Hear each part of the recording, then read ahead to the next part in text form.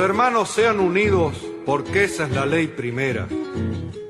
Tengan unión verdadera en cualquier tiempo que sea, porque si entre ellos pelean, los devoran los de afuera. 90 buques mercantes, 20 de guerra, 20 de guerra.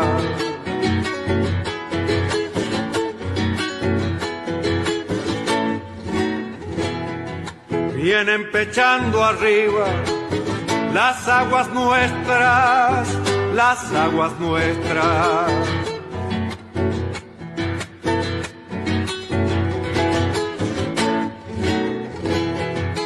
Veinte de guerra vienen con sus banderas, con sus banderas.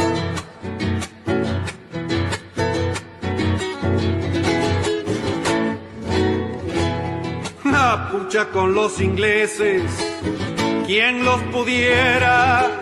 ¿Quién los pudiera?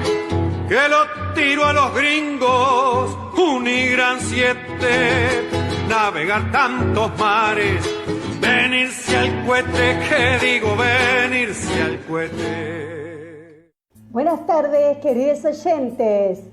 Con los acordes y el canto del triunfo La Vuelta de Obligado, de Miguel Brasco y Alberto Merlo, interpretado por este último, hoy, 7 de julio, damos comienzo al programa 248 de Obligados a Volver.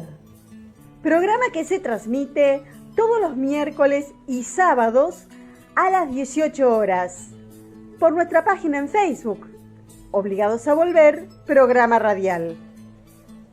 Obligados a Volver, un análisis de la realidad argentina y mundial desde nuestra mirada, que es nacional, popular, democrática, feminista, latinoamericanista y ambientalista. Obligados a volver, porque como dijo el general San Martín, cuando la patria está en peligro, todo está permitido, excepto no defenderla. Recordando además nuestras consignas fundacionales: lealtad a Perón, Cristina Conducción. Dirección: Norberto Raful y consejo de columnistas y asesores. Locución: quien les habla, Marina Martínez. En la operación técnica, Nicolás Rearte. A continuación, Norberto nos comentará, como suele hacerlo, el temario de nuestro programa de hoy. Buenas tardes, Norberto. Buenas tardes, Marina. Buenas tardes a todos, todas y todes, oyentes de Obligados a Volver. Programa número 248, correspondiente al 7 de julio, que como es habitual lo organizamos en dos bloques. En el primer bloque tenemos en primer lugar las efemérides históricas que prepara Edgardo Margiota. Le siguen las operetas del grupo Comuna, comunicadores de la Argentina, que analizan la prensa hegemónica y sus comentarios políticos. Y le completa, pasando al siguiente tema, Carlos Olubica con el análisis de la política nacional. A continuación, Economía Internacional con Jorge Manchinelli y nuestro nuevo columnista Walter Blanco. Un pequeño paréntesis para transmitir algunas informaciones propias de Obligados a Volver, y luego el invitado especial, el columnista especial, Carlos Caramelo, en una entrevista con Mario Giorgi de la Universidad Nacional de Avellaneda, al que le dedicamos todo el segundo bloque. Dicho esto, ¿qué te parece, Edgardo, si comenzás con las efemérides?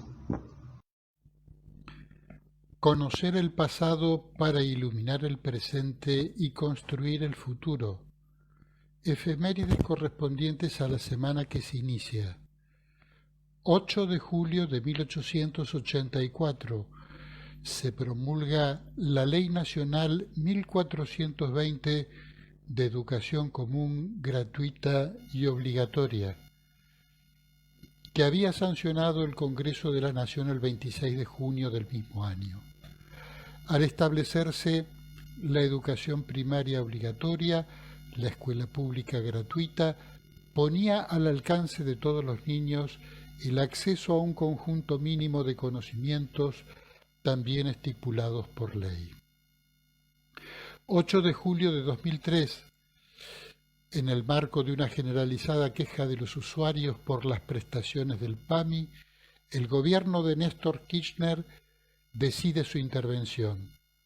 La medida significó un cuestionamiento a la reorganización de la obra social iniciada durante el gobierno de Eduardo Duhalde y que había entronizado en el organismo a dos representantes de la CGT que respondían a Luis Barrionuevo.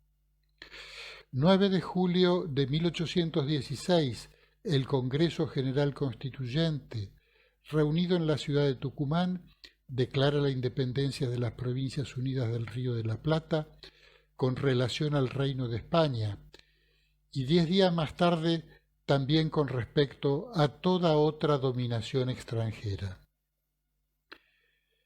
9 de julio de 1947, en la Casa Histórica de Tucumán, en donde se había declarado la independencia el 9 de julio de 1816, como una prueba del espíritu que anima la política económica del gobierno peronista, todos sus integrantes reunidos con el presidente Perón declaran la independencia económica de la Argentina, reafirmando el propósito del pueblo argentino de consumar su emancipación económica de los poderes capitalistas foráneos que han ejercido su tutela, control y dominio bajo las formas de hegemonías económicas condenables y de los que en el país pudieran estar a ellos vinculados. 12 de julio de 1780, nace Juana Azurduy de Padilla en Toroca, Intendencia de Potosí, Virreinato del Río de la Plata, actual Bolivia. Patriota del Alto Perú, que luchó en las guerras de la independencia hispanoamericanas por la emancipación del Virreinato del Río de la Plata contra la monarquía española y asumió la comandancia de las guerras que conformaron la luego denominada Republiqueta de la Laguna, por lo que su memoria es honrada en la Argentina y en Bolivia. 13 de julio de 1993, muere Germán Abdala, histórico militante del sindicalismo argentino. Como dirigente de ATE, en 1982 formó parte de los 25 gremios combativos que enfrentaron a la dictadura. En 1989 fue electo diputado nacional por el PJ, logrando que su proyecto de ley de convenciones colectivas de trabajo para los trabajadores del Estado fuera aprobado. En 1990 crea junto a otros diputados el Grupo de los Ocho, que se opone a la política neoliberal del gobierno de Menem. En diciembre de ese año renuncia a los cargos partidarios y a la afiliación al Partido Justicialista por el indulto presidencial a los miembros de las juntas militares de la dictadura militar y se convierte en protagonista de la creación de la CTA. Continuando ahora con nuestro programa, vamos a escuchar un repaso a los comentarios políticos de la prensa efenónica, las operetas al 4 de julio que prepara Comuna, Comunicadores de la Argentina. Varados, otro estilete de la campaña opositora. Las restricciones al ingreso de personas provenientes del extranjero como medida sanitaria para atenuar el impacto de la variante Delta del COVID son el nuevo estilete de la prensa opositora en la campaña electoral.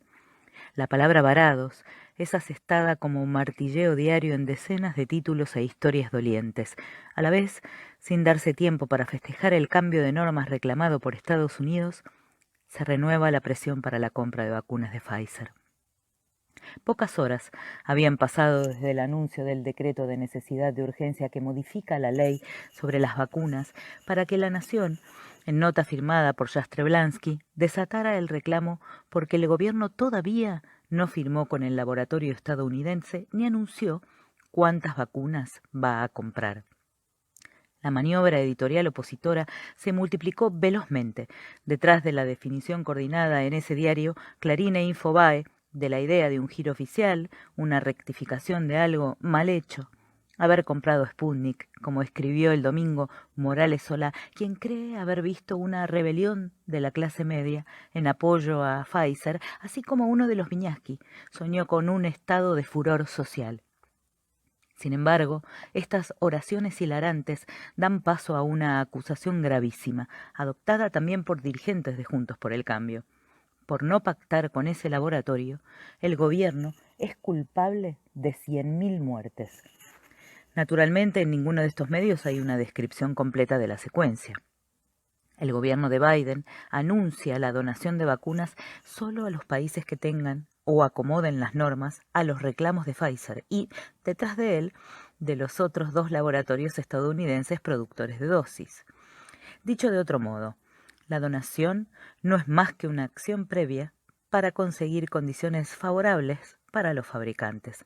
Por algo, Lehman escribió el viernes en Infobae que las evoluciones del decreto presidencial eran objeto de monitoreo de la Casa Blanca.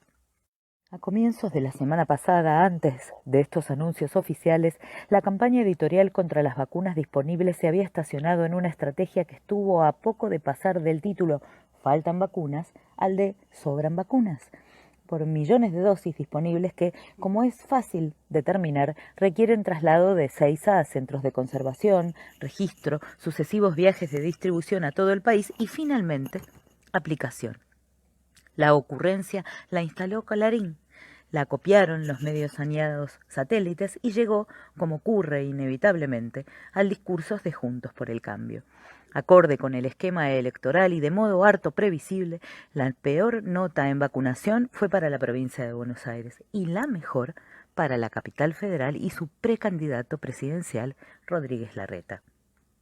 Estos movimientos convivieron con los títulos principales que de lunes a jueves fueron para los varados, con una serie interminable de notas sobre dificultades personales y familiares de quienes ven demorado el regreso al país.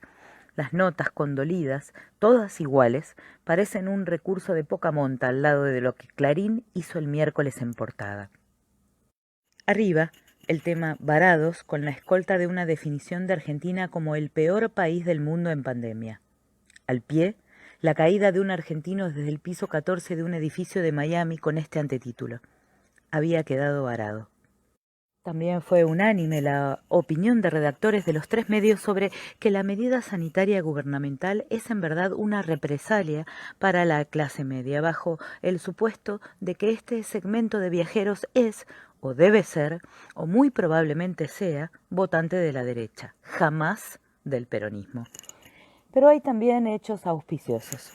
El lunes Infobae tuvo como noticia principal, al menos unos minutos, el anuncio de la fabricación local de la Sputnik, una verdadera rareza. Y el sábado, Clarín reconoció por fin que la variante Delta es una amenaza sanitaria que existe y que, efectivamente, es peligrosa. Un toque de sinceridad infrecuente en el diario y en el autor de la nota, la Nata, quien de inmediato se encaja en el discurso previsto y copia y pega las afirmaciones sobre el excesivo stock de dosis. Autoritarismo, guerra a la libertad, castigo y venganza son palabras distribuidas entre columnistas de los 3 medios.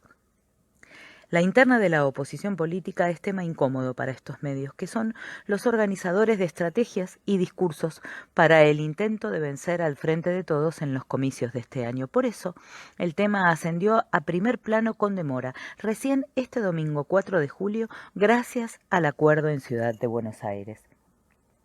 Esta consolidación del proyecto del alcalde porteño lleva a La Nación a hacerle una serie de advertencias en un artículo que actúa también como defensa del accionista turista Mauricio Macri, quien, con firma de Fernández Díaz, manda a preguntar si de verdad puede conducir, una pelea para la cual, con analogías boxísticas, parece tener mandíbula de cristal, como si hubieran sido dictadas desde una reposera.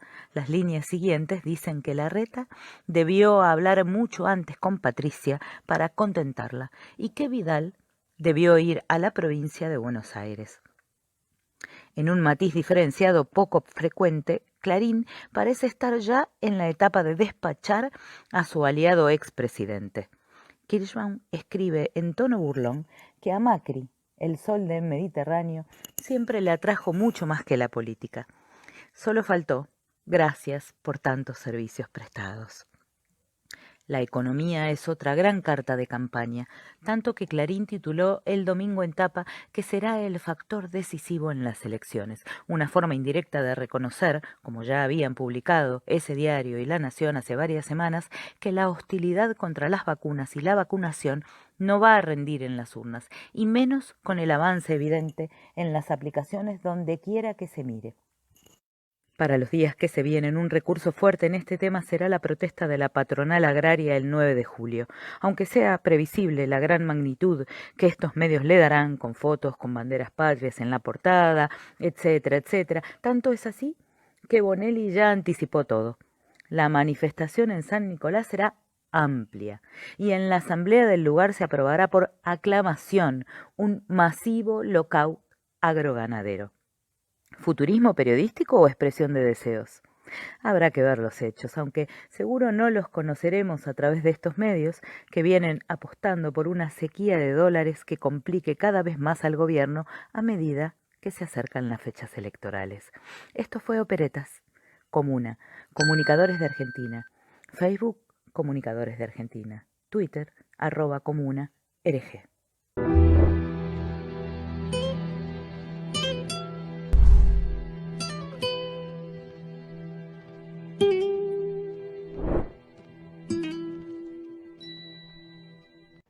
Hola, soy Carlos Olubica y voy a hablar de la política nacional.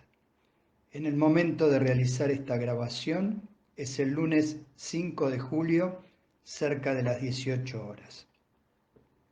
En la última semana, Mauricio Macri renunció a la conducción de su propio partido político. No lo hizo mediante una carta.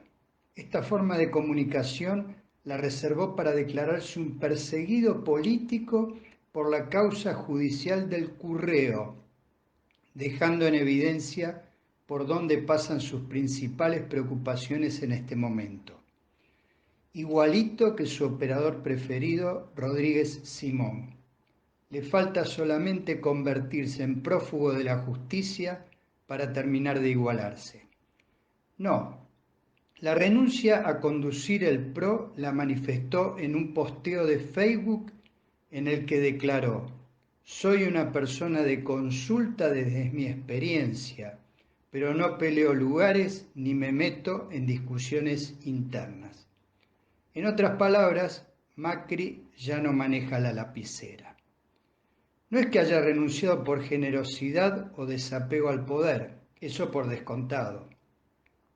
En realidad lo renunciaron entre Rodríguez Larreta y María Eugenia Vidal, cuando en sendas reuniones le dijeron no en la cara a sus pretensiones de que Patricia Bullrich encabezara la lista de diputados en la capital y Vidal se inmolara a la cabeza de la nómina de legisladores de la provincia de Buenos Aires. Dicho sea de paso, se nota que como persona de consulta tampoco funciona mucho, ya que sus opiniones no fueron muy tenidas en cuenta.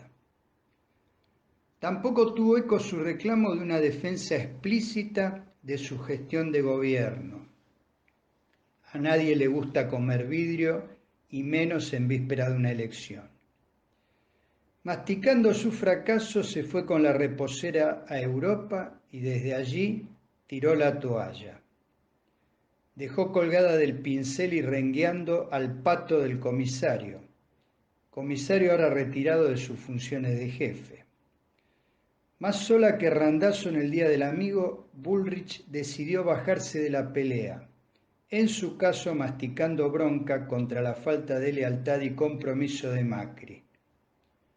Patricia, tanta experiencia pero tanta ingenuidad. ¿O no viste lo que este sujeto hizo con su propio padre?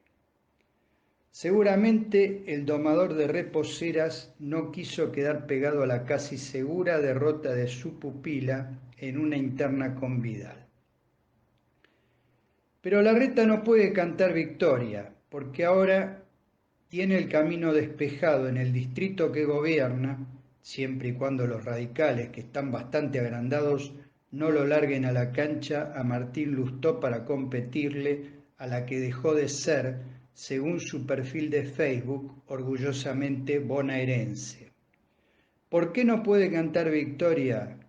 Porque al jefe de gobierno le falta todavía resolver la interna del PRO en la provincia de Buenos Aires, donde el primo de Mauricio todavía no ha declinado sus aspiraciones de dar pelea contra el porteño y nuevo orgulloso bonaerense Diego Santilli. El Macri, intendente de Vicente López, también se va quedando bastante solo, sin el respaldo de su pariente y con la deserción de varios colegas de otros municipios que al principio lo acompañaban en su reclamo de que la lista fuera de, por y para los bonaerenses del PRO. Suponiendo que Larreta logre resolver este desafío interno, todavía le quedará por delante remar para que su candidato le gane las PASO al desafiante que subieron al ring los correligionarios, el neuroradical Facundo Manes. Dentro del espacio de los boinas blancas, amaga con terciar otro intendente, el de San Isidro, Gustavo Pose. Elisa Carrió, que se ofrecía como prenda de unidad, vio que su generosa oferta caía en saco roto, y al igual que Bullrich, decidió reservarse para futuras contiendas. Con tanto tiempo y energía gastados en múltiples roscas y contrarroscas, a los opositores de Juntos por el Cambio no parece quedarles tiempo ni ganas para pensar en propuestas alternativas a las políticas del gobierno del Frente de Todos. Imposibilitados de reivindicar algo de su desastrosa y muy reciente gestión de gobierno, en realidad tratan de esconder las penurias causadas por ellos detrás de los problemas generados por la pandemia, se dedican a criticar y obstruir toda iniciativa oficial, mientras siguen cuestionando la campaña de vacunación, cada vez más acorralados por la masiva llegada de vacunas y el avance veloz de la aplicación de las dosis. Ahora la queja es por la falta de vacunas para menores de 18 años, especialmente los que tienen patologías de riesgo, y las muertes que supuestamente se podrían haber evitado si hubiésemos arreglado con Pfizer, pasando por alto que Pfizer, acá en América Latina, no se caracterizó por entregar grandes cantidades de vacunas. En el extremo del mal gusto y la perversidad, comparan la cantidad de fallecidos por coronavirus con los muertos en la guerra de Malvinas y los desaparecidos por el terrorismo de Estado. Parece que en el único lugar donde hay muertes por coronavirus es en la Argentina, por lo menos para ellos. Mientras tanto, y sin ponerse colorados por la incongruencia, claman para que dejen volver en manada a las y los argentinos que viajaron al exterior. Así traen al país, junto con la vacuna que se aplicaron y la ropa que compraron en Miami, la variante Delta del coronavirus. Pero el delirio parece inagotable, tanto como su desesperación ante la posibilidad de que al gobierno le vaya bien. Sin argumentos conectados mínimamente con la realidad de los hechos, vociferan sobre los supuestos peligros de un triunfo del Frente de Todos, que nos convertiremos en Venezuela, Cuba o Irán, o las tres cosas juntas, una especie de remake de la denuncia desopilante de que a Nisman lo había asesinado un comando iraní, cubano, venezolano que viajó en buquebús. O que seremos una autocracia, reforma constitucional mediante, avasallando la división de poderes y la libertad. O que iremos contra la propiedad privada. En fin, nada muy distinto al discurso que unifica a las derechas en la actualidad, desde Trump hasta Bolsonaro. Justamente en sintonía con Trump y Bolsonaro, Mauricio Macri se adelantó a denunciar la posibilidad de un fraude electoral en la provincia de Buenos Aires, porque el juez competente es Alejo Ramos Padilla, una suerte de pesadilla para el expresidente. De volea salió a responderle en un hecho sin precedentes la Cámara Nacional Electoral, que además pidió al Consejo de la Magistratura un pronunciamiento claro sobre la transparencia del mecanismo de designación de los jueces, en este caso de Ramos Padilla, que ganó el concurso sin objeciones. No tiene la misma fortuna que antes con el Poder Judicial don Mauricio Macri. Párrafo aparte, después de 20 años, la jueza comercial Marta Ciruli decretó la quiebra del Curreo. Retomando el hilo, las denuncias trasnochadas, el discurso extremo, la violencia verbal y los actos desestabilizadores son más compatibles con la estrategia de Macri y Bullrich de apuntar al núcleo duro de votantes propios que con los planes de Larreta y Vidal de ampliar la base de sustentación electoral, lo cual provoca cortocircuitos cada vez más evidentes, como el surgido ante la convocatoria de la rama macrista de la patronal agropecuaria a una especie de guerra gaucha en versión patrón de estancia. La verbalización de los motivos para convocar a una concentración el 9 de julio, en boca de Luis Echeverre, fue tan claramente política y desligada de reclamos específicos del sector que provocó malestar en sectores de la llamada mesa de enlace, expresado públicamente por Carlos Gianni Soto de Coninagro. Mientras tanto, el gobierno sigue su hoja de ruta: vacunación, combate a la inflación y mejora de los ingresos de la población, aumento del consumo y reactivación económica. La definición de candidaturas viene detrás de estos objetivos inmediatos y prioritarios. Un fuerte abrazo a todas y todos.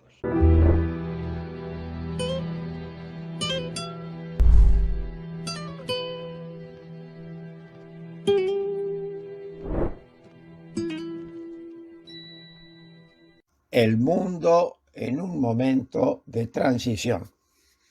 En la edición del 16 de febrero, el portal El Economista publicó un indicador del estado de situación de la economía bursátil de los Estados Unidos, conocido como indicador Buffett.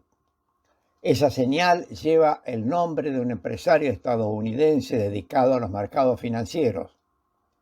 Buffett integra la lista de las personas más ricas del mundo.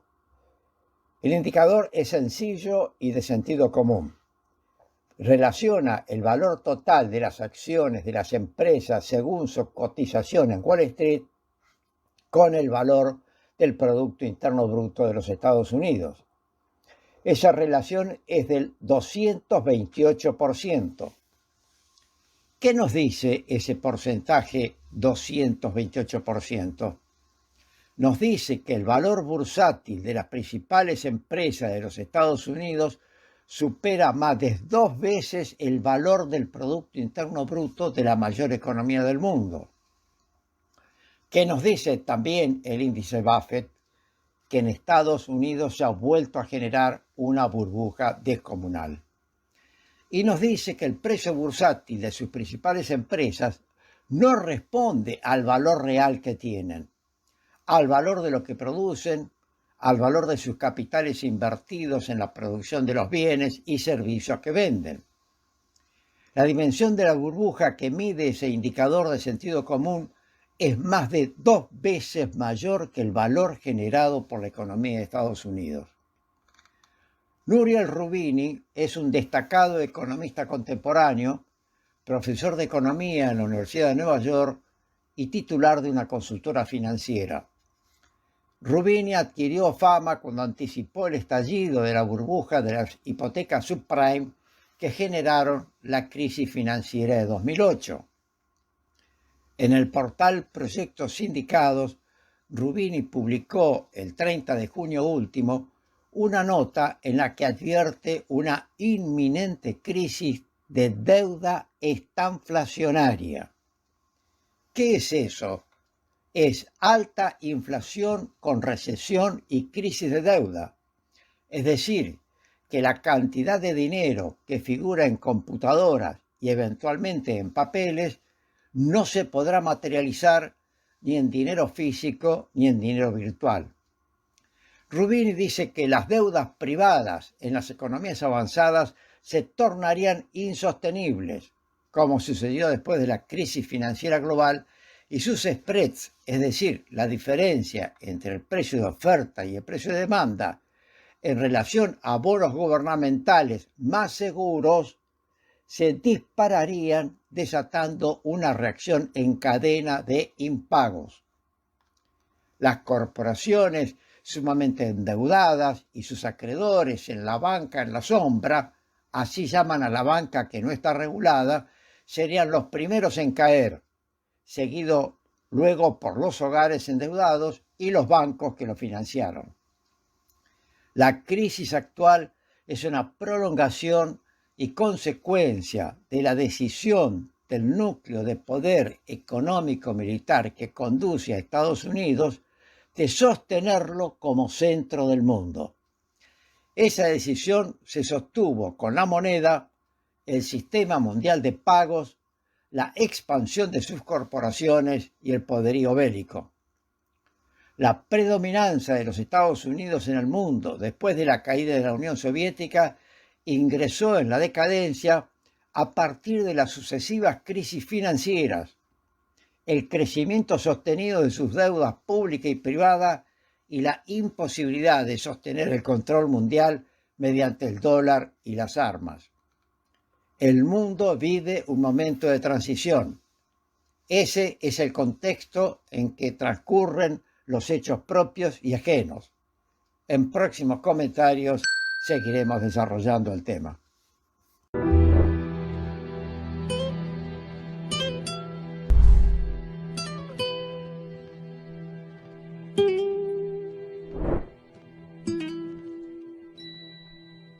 La noticia de la semana que dio mucho que hablar fue la pobre gente que está varada en Miami. Pobre gente entrecomillado, se entiende, ¿verdad? Siempre solidaria, Viviana Canosa ya tiene preparada una encomienda para enviarle con sus medias sueltas a los que están allá anclados. Según sus declaraciones, es lo mínimo que puede hacer por ellos. También se comunicó con el bloque de diputados pro para llevarles un proyecto escrito por ella misma. El mismo propone mudar Cava a Miami y así se evitarán muchos problemas. La que se mostró un poco molesta fue Susana Jiménez, quien habría dicho que si los argentinos varados en su ciudad favorita, Miami, hubieran hecho gallineros en el interior como ella sugirió, hoy en vez de quejarse por el precio de un bife estarían vacunados y comiendo supremas. Según los noticieros hegemónicos, que los turistas no cumplan la cuarentena es culpa del gobierno que no tiene poder. También, para estos medios, si el gobierno regula la entrada de turistas, es culpa del gobierno que abusa del poder. Acá, el que no entiende es un kirchnerista venezolano mapuche iraní, señores. No lo voy a negar. Me encanta el tema de los varados que se fueron diciendo que esto era Venezuela para irse al primer mundo. Pero ahora quieren volver a Nicaragua y que el Estado les pague el pasaje de vuelta.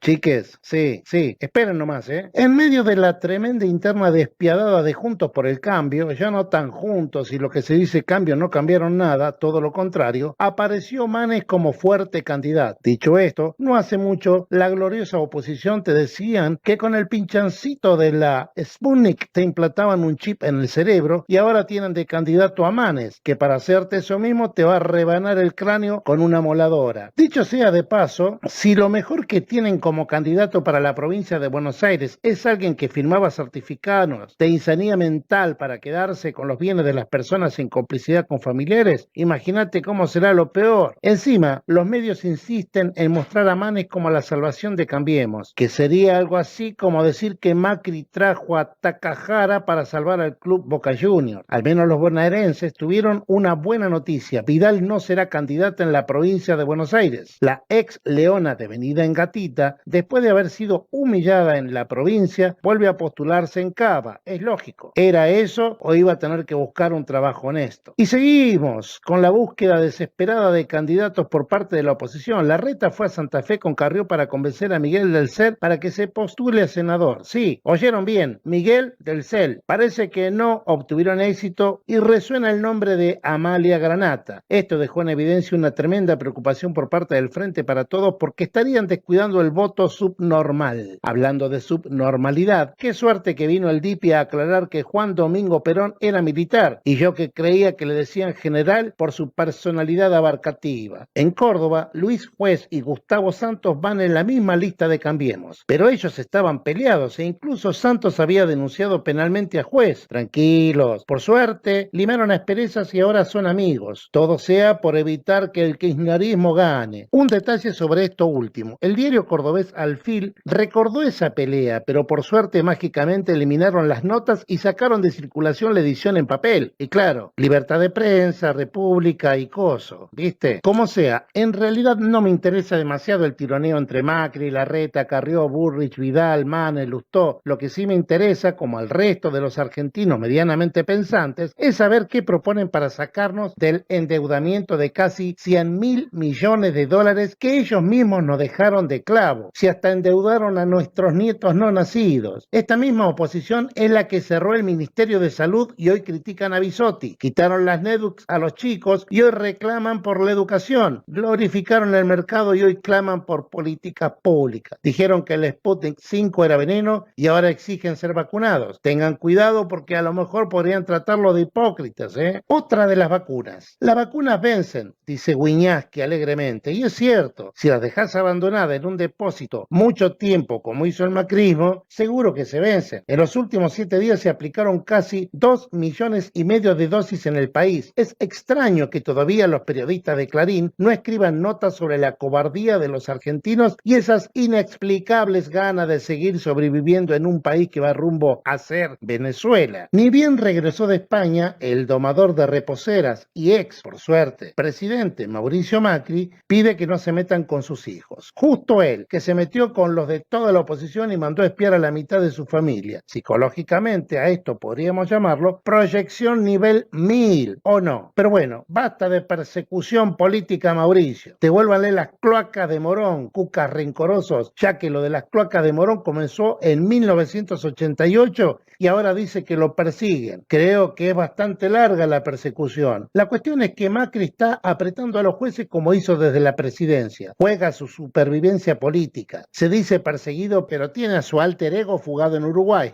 En fin, decretaron la quiebra del correo, embargos al grupo Macri y prohibición de salir del país a sus directivos. Esta causa batió récord. Es el concurso más largo de la historia, 20 años. La jueza deberá pedir la extensión de quiebra a Sogma y a Sideco. Decir que el padre le armó en Panamá el flex trading y cajemulla. Así que pobre, lo que se dice pobre, no va a suceder. Cambiando de tema, aumenta 35% el salario mínimo hasta septiembre. Lo definió el gobierno y saldrá por DNU. El incremento se dará en 3 tramos, adelantando las cuotas que originalmente iban a pagarse en 2022. Inmediatamente salieron los chupazócalos a decir, es una medida para ganar las elecciones. Y sí, mamilas y papilos, así cualquiera gana una elección tomando medidas a favor de la gente. Por otro lado, está confirmado que los jubilados recibirán un bono aumento con los saberes de julio. Vale decir que esa guita se va a ir por la canaleta del juego y la droga. O ya no vale la famosa frase que dijo Sanz. Cristina entregó en un acto 10.000 computadoras, pero la noticia es que Cristina le gusta elegante, aún no habiendo dicho eso. Para Nelson Castro, Cristina está enferma de la cabeza, pero Carrió está sana. Menos mal que dejó la medicina hace rato. Y no puedo irme sin felicitar a los medios hegemónicos que ahora hablan del tema inflacionario y que lo vean como algo malo. Digo esto porque, si hacemos memoria, entre 2015 y 2019 no existió. ¿Cómo que no existió? No fue inflación. Se trataba de sinceramiento de precios. Y lo último, ¿cómo me gustaría que la vacuna argentina se llame Chorifarm para el beneplácito de muchos? Hasta la próxima. Walter Blanco.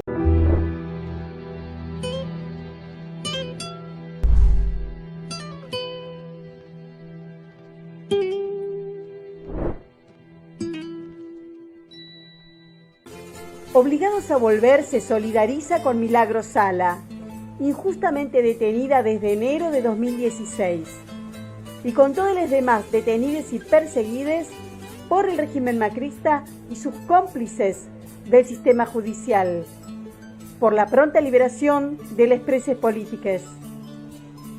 Antes de continuar con Obligados a Volver, les invitamos a conocer todos nuestros medios de comunicación. Nuestras páginas en Facebook, Obligados a Volver, programa radial, y La Lealtad Política y Cultura, con informaciones e imágenes diarias de los temas tratados en el programa de radio. El grupo de Obligados a Volver, dispuesto para el intercambio de información y debate entre nuestros oyentes. También el rotativo de Obligados a Volver, un servicio cotidiano de noticias, arte, música y buen humor al que se accede adhiriendo a un grupo de WhatsApp. Les recordamos suscribirse a nuestro canal de YouTube Obligados a Volver, donde pueden consultar los programas ya emitidos y material audiovisual en varias listas de reproducción. Y seguimos sumando espacios para compartir con ustedes. Ahora también estamos de lunes a jueves a partir de las 19 horas comentando las noticias más importantes en un nuevo espacio llamado Comentarios Obligados. Los esperamos, como siempre, en nuestra página en Facebook, Obligados a Volver, programa radial.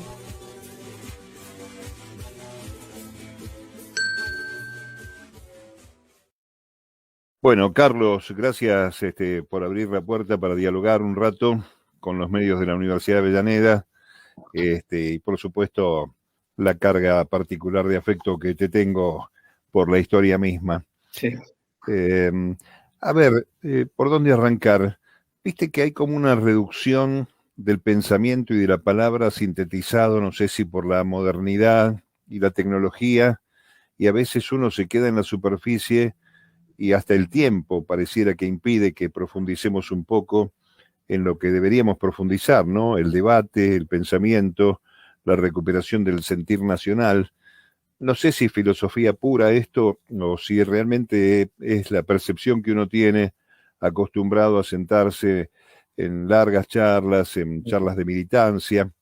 Pero bueno, es una forma de arrancar esta idea de dialogar y reencontrar a veces ese hilo, ese hilván de la historia, ¿no? Me parece que han hecho, ya que vamos a hilvanar la historia, digo, agarrémonos de Mitre. Digo, Mitre hizo una gran tarea en, digamos, en amañar la historia. A mí siempre me gusta contar una anécdota que a mí me contó personalmente Pacho Donel, que dice que cuando Mitre lo iba a visitar a Carlos Guido de Hispano, el poeta Carlos Guido de Hispano, que era un hombre de una salud muy endeble y solía estar en cama, digamos, Guido de Hispano decía, cada vez que viene Mitre se huele a quemado. Y en sus alucinaciones de la fiebre y demás, temía que Mitre fuera como una especie de mensajero del Averno, digamos, ¿no? Hasta que descubrió que en realidad lo que hacía Mitre era meterse en la biblioteca y quemar las cartas de su padre, que no era otro que el general Guido, una suerte de mano derecha, de verdad, mano derecha política y digamos, y militar, del general San Martín en el cruce de los Andes y en la liberación de Chile y Perú. ¿Todo para qué? Simplemente para amañar la historia, digo. Claro. Había que mudar una historia y tener documentos que justificaran esa historia, pero no documentos que justificaran otra mirada. Digo, si vos podés hacer como si tuviéramos una suerte de, no sé, viste cómo hacen ahora las series que saltan de un lugar a otro rápidamente. Sí, claro. Y nos pudiéramos venir a, digamos, a los actuales Mitre, mucho menos que Mitre, que tampoco era una especie de prohombre ni de las letras ni nada, digo. Nunca fue un buen general, mucho menos un buen traductor. Digo, el Dante detesta desde la tumba la traducción que hizo Mitre de su Divina Comedia. Pero estos tipos ni siquiera se han tomado el trabajo de amañar la historia, digo. Simplemente se han dedicado sistemáticamente a destruirla. No de ahora, desde antes de gobernar, ¿no? Desde mucho antes de gobernar. Pero básicamente creo que en su gobierno mostraron una decisión absoluta. Y yo pongo el ejemplo para que en los términos del PRO se pueda entender lo que yo digo. Cambiaron los próceres de los billetes por animalitos y además se jactaban de ellos. Hay por ahí algún video de Marquitos Peña diciendo que una de las cosas más lindas que habían hecho era poner animalitos en los billetes. Esto creo que ha calado profundamente en la sociedad argentina y que tiene que ver muchísimo con la grieta. Hace unos días atrás celebramos, recordamos, lloramos con el gol de Diego, ¿no? Con el gol de Diego a los ingleses. Bueno, pues hubo una parte de esta Argentina, encabezada además con la ex ministra de Seguridad Patricia Bullrich, diciendo que el Diego nunca había hecho ese gol, que era un gol en contra de un inglés, y que el otro gol era con la mano, bien tramposo, como kirchnerista que era. Digo, en estas cosas se evidencian la grieta que además han tratado de profundizar ellos, pero que no nace con ellos. La zanja del cine es una grieta, Mario. Sí, con absoluta brutalidad y desconocimiento, pero déjame que me detenga un minuto en esa anécdota tan rica de la quema de las cartas del Diego, porque hay que decir, para las generaciones nuevas, tal vez aquellos que no han tenido oportunidad de detenerse un poco, que recién en el año 1950, durante los 12 meses de ese año, un gobierno de las características de Juan Domingo Perón reivindica la figura de San Martín, claro, y repotencia la imagen real oculta por esa falsa biografía mitrista, ¿no? Es un dato no menor a tener en cuenta que sea en un escenario de esas características, generalmente con el intento de divorciarlo de la cultura, de los libros, etcétera, sean este tipo de expresiones políticas las que nos reencuentran con ese valor de nuestros próceres, de los padres de la patria, ¿no? Es realmente... Vos sabés que no, porque si vos tomás el discurso de la derecha desde esa época, desde el 50, del 60, digo, tomás Pavón, Cepeda y todo lo que viene después, te encontrás con que ellos viven en un relato del pasado y del futuro, pero solo viven el hoy. La generación del 80, que tenía el relato del pasado y del futuro, sin embargo vivía un hoy permanente. Y es lo que les pasa a ellos. Ellos siempre te hablan de lo que va a ocurrir y te hablan de lo que sucedió, pero en su construcción política, todo ocurre hoy. No sé si me explico en lo que estoy diciendo. Sí, es cierto, tenés razón, es como poner un telón al pasado y al presente a pesar de estar enunciándolo, ¿no? Claro, exactamente.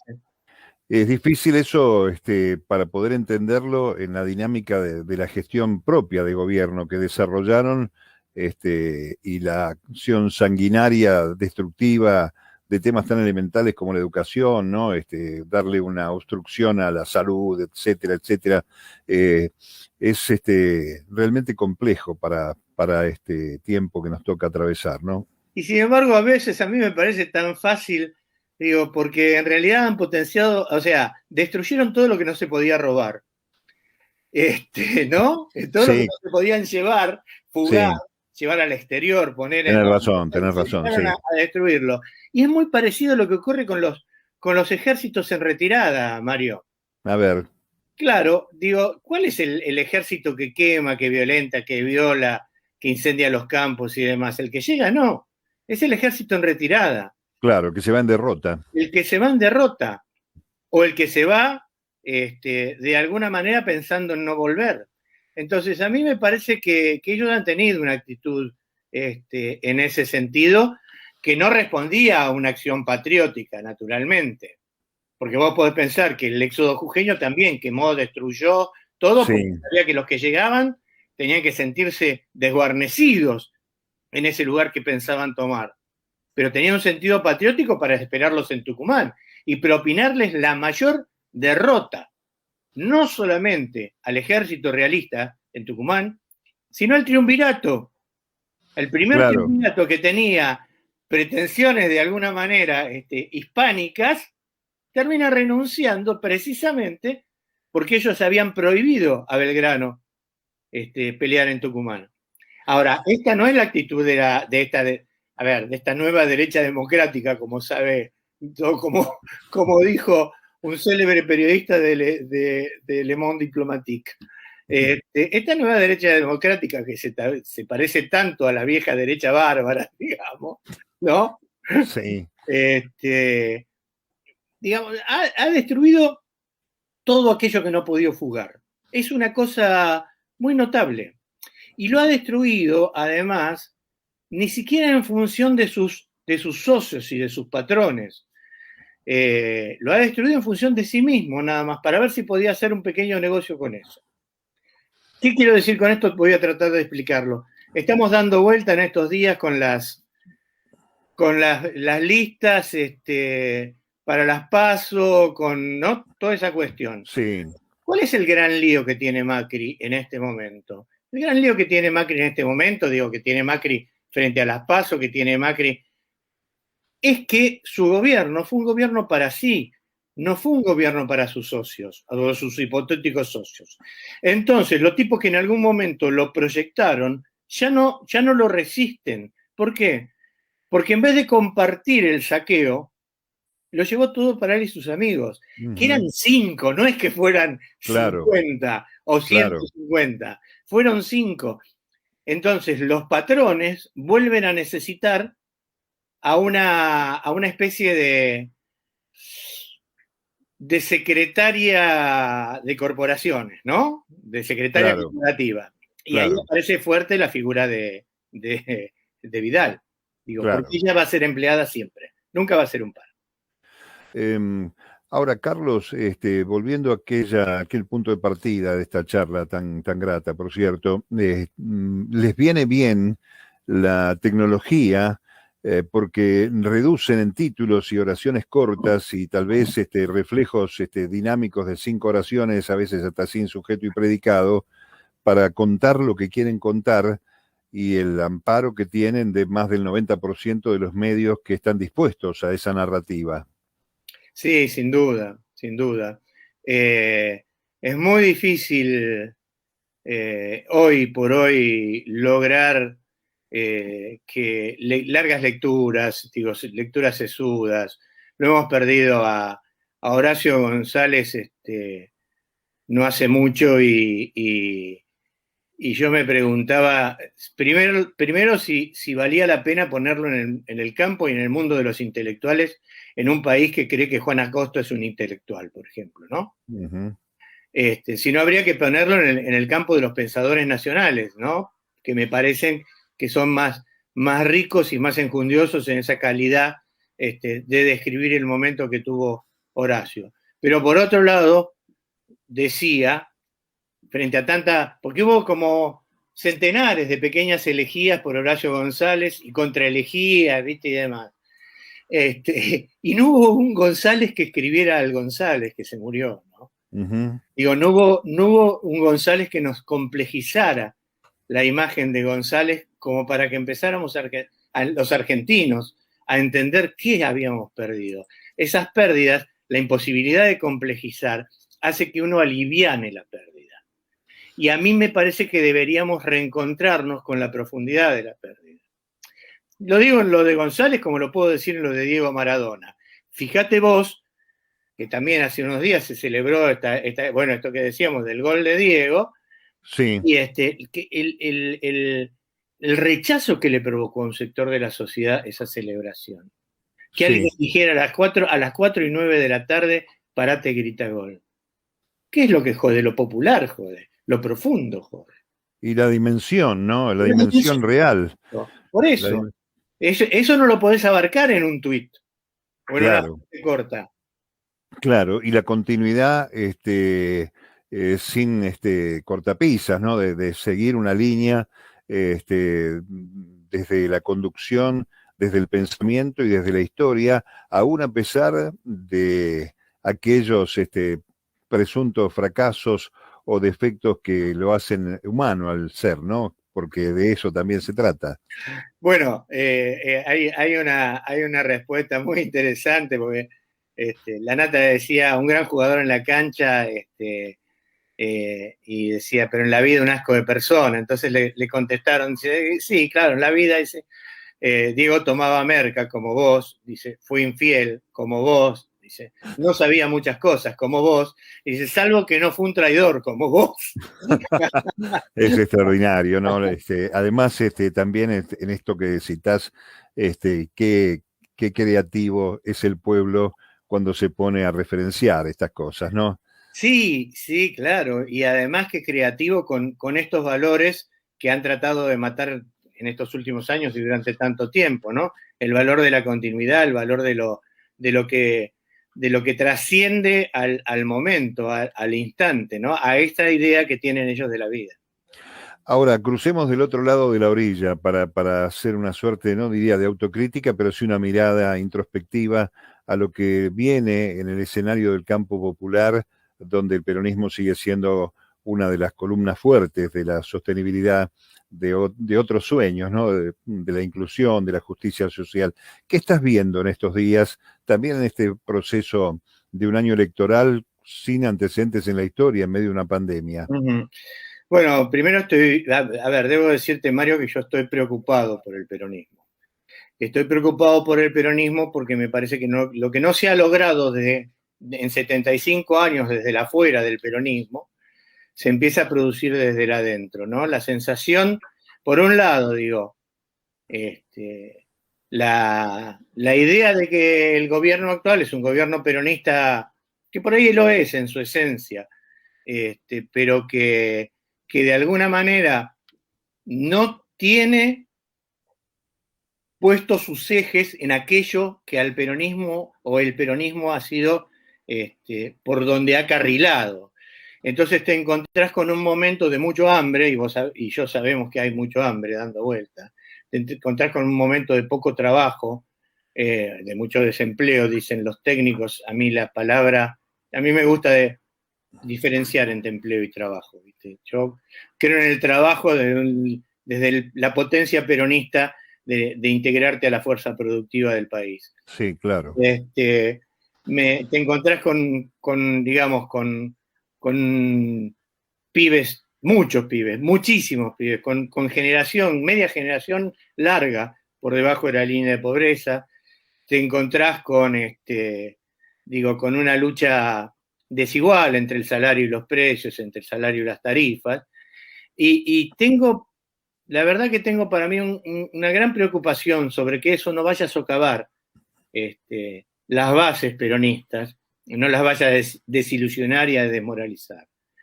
Por otro lado, la pandemia marca también un destino complejo.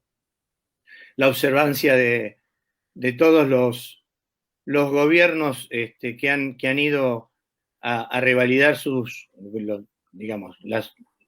los gobiernos que han tenido que ir a votación en pandemia, los oficialismos no la han pasado bien,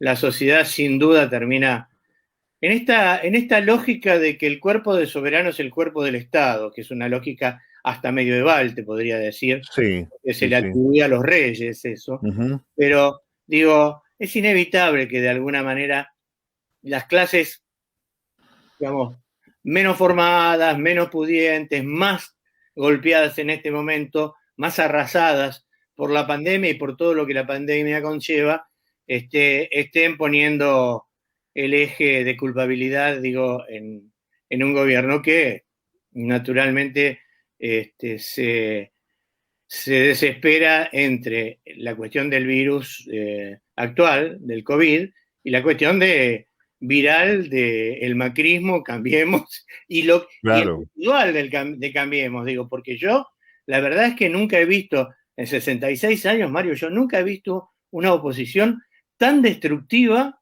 sí, pero tan destructiva como la que presentan estos muchachos en este momento y estas chicas.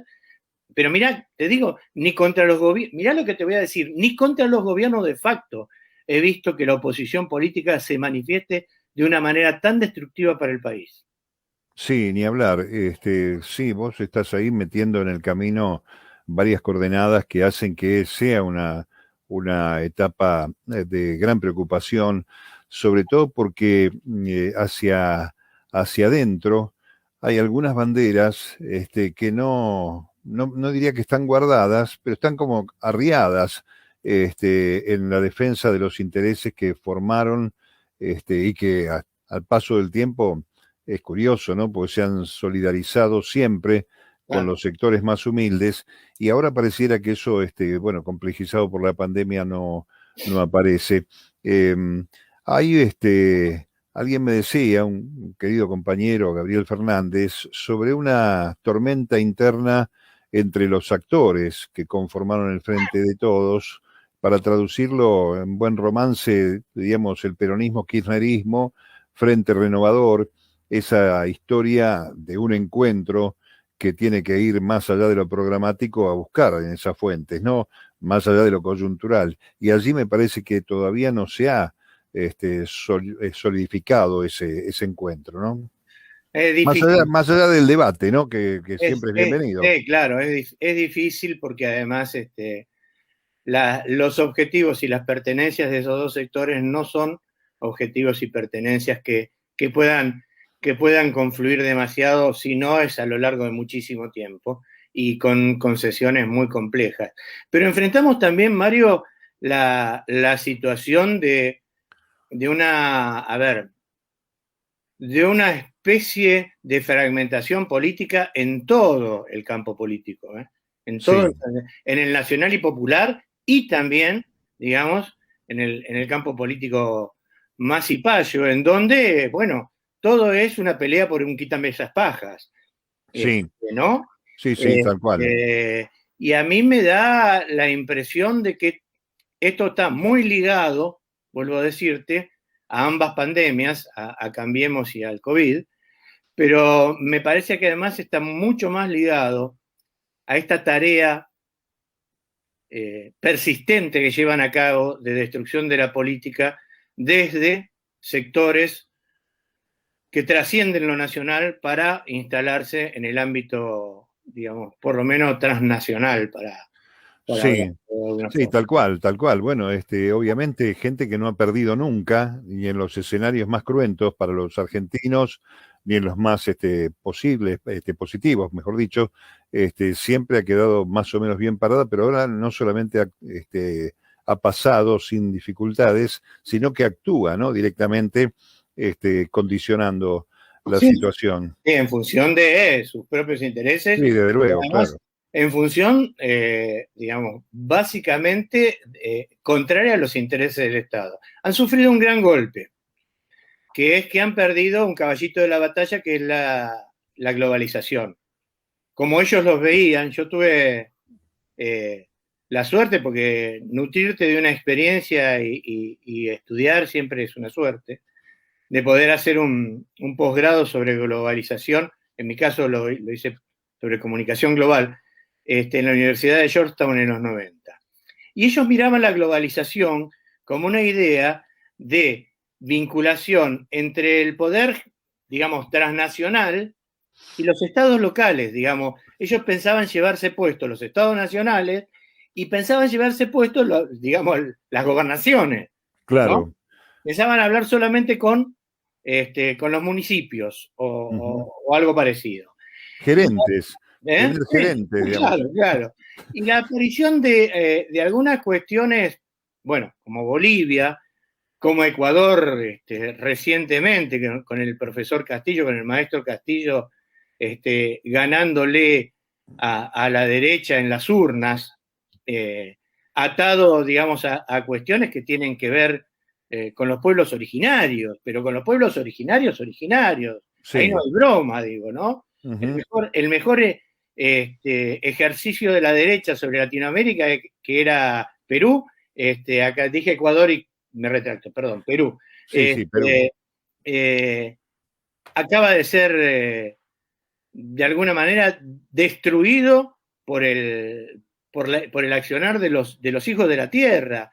Y si miramos a lo largo y a lo ancho de América, básicamente de América del Sur, pero no nos olvidemos incluso de América Central. México tiene que ver con eso, Ecuador tiene que ver con eso, porque en realidad el correísmo pierde más por culpa, te diría, que de Lenín Moreno que del propio Correa. El pueblo de base, el pueblo que no está mirando las noticias ni analizando la política todo el día, como podemos estar vos y yo, seguía vinculando en su imaginario al vicepresidente Correa con Correa, y eso Claro, es natural. claro, la herencia que dejó Correa, Lenín Moreno es la herencia que nos dejó Correa. Claro. Sí. Así que me parece que en ese sentido han sufrido un gran golpe. Ahora, eso no les quita ni un segundo de seguir intentándolo. Sí, claro, y el poder de fuego, ¿no? Claro, que desde luego lo tienen intacto. Bueno, estamos con alegría charlando, a pesar de los pesares. Contame qué estás haciendo, qué pasó con algún libro que anda dando vueltas por allí que empezó a circular. Todavía está, a ver, te voy a decir de esta manera porque los que nos ven, después, por ahí, mientras nos vayan viendo más adelante, porque estas cosas tienen la ventaja de estar en loop y entonces todo el tiempo poder recurrir a ellos, el libro ya está anunciado, pero por ahora yo tengo firmado un convenio de confidencialidad que solo puedo decir que va a ser un libro picante, muy picante, y además escrito en un tono, es un libro de capítulos muy cortitos, por esto que decimos, la gente no lee largo, y se permite esta cuestión de leerlo donde lo abrís, que eso también siempre es una ventaja. Está bien, bueno, perfecto, lo estamos esperando y seguramente, como bien decís, como ahora cada uno puede ver esto cuando quiera, en el momento que pueda, y tal vez cuando eso suceda, ya esté circulando, habrá oportunidad de volver a sentarse a dialogar y preguntarte específicamente por esa nueva publicación. El escenario político de la República Argentina te deja margen para reflexionar y buscar, te inspira para escribir o tenés que cerrarte. La verdad, Mario, nosotros nos conocemos de toda la vida, porque en realidad yo soy de los que empieza a pensar a esta edad que la vida empieza en el secundario. Sí. ¿No? Por ahí en la primaria hay una especie de atisbo de vida, pero uno construye estas relaciones como la que vos y yo tenemos, que no necesitan estar sentándose todo el día a tomar café o tocándose todo el día para saber que existen las relaciones de amistad tan férreas que uno construye en el secundario. Y yo te digo que no ha habido momento más rico para pensar la Argentina que este. Porque además me parece que esta división de aguas que tanto fomentan y que tantos dicen que habría que, digamos, que reunir, no, a mí me parece que es enriquecedora. Creo que hay que profundizar la división de aguas para terminar sabiendo de verdad. Digo, tiene que haber una Argentina que sepa de verdad quién es quién está de un lado y quién está del otro. Esto no puede estar confundido siempre como si fuera ese mismo lodo en el que están todos manoseados que nos auguraba, dice Polín. Yo trabajo para que finalmente sepamos y para que si tiene que quedar algo de mí en lugares que no sean estos videos, que seguramente van a ser los que más van a llamar la atención, porque la gente sigue prefiriendo lo audiovisual.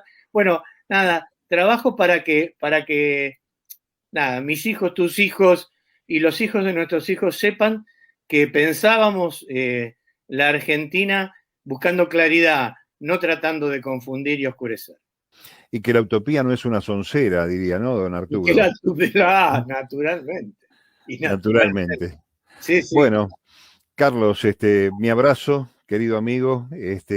¿Alguna que otra vez, de tanto en tanto, ya que citaste ese punto de partida, agradezco haber estado en ese Colegio Nacional de La Plata, porque hay terminología, hay ideas, hay cosas que por ahí vuelven, ¿no?, en el paso del tiempo, y también constituyen una base de apoyo y fuente de inspiración para desandar caminos y soñar con la justicia social, que es abrazar al otro en el mismo estándar, sin estar ninguno por encima de otro, más allá de las oportunidades que la vida haya dado, pero también tener la oportunidad de darle al otro esa posibilidad, ¿no? Claro que sí, claro que sí. Modelos, estándares para mirarnos. Nos dieron nuestros profesores de entonces y nuestras profesoras, nos dieron mucha mirada de la vida, mucha mirada de la vida. Yo también agradezco, y agradezco porque ahí conocí gente muy valiosa, muy, muy valiosa, y con la que a veces me pasa que tengo la suerte de reencontrarme como con vos. Vos sabés que yo tengo un cariño profundo por esa universidad. Pasé sin tiempo, pero con unas ganas bárbaras por alguna carrera de la UNDAB, y también pasé por los escenarios de la UNDAB haciendo cosas importantes con los queridos compañeros. Así que un cariño grande para todos los profesores, para Jorge, por supuesto, para mi amigo Carlos Zeta, a quien tanto quiero, y para vos fundamentalmente, Marito. Fuerte abrazo. Abrazo y muchas gracias.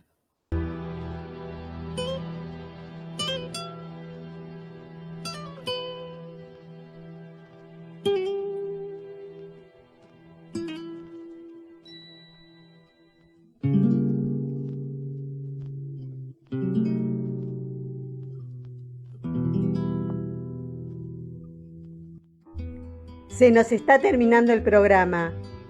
Agradecemos a nuestro operador, Nicolás Rearte, por su trabajo que nos permite salir al aire.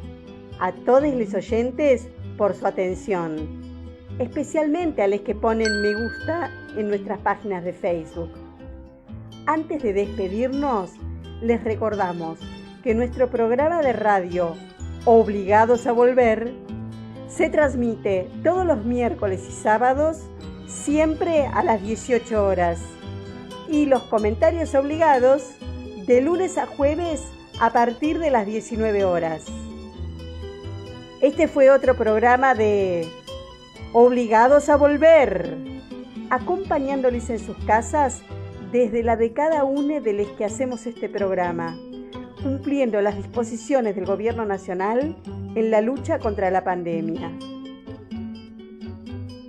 Volvimos, pero estamos obligados a seguir militando, porque la patria sigue estando en peligro, ya que la derecha reaccionaria, que no acepta que fue derrotada en las urnas, acecha sin disimulo para desgastar y combatir a nuestro gobierno, elegido por el pueblo. Por eso, continuaremos con nuestra tarea siguiendo el legado del libertador San Martín. Cuando la patria está en peligro, todo está permitido, excepto no defenderla. Recordando y reivindicando nuestras consignas fundacionales: lealtad a Perón, Cristina Conducción.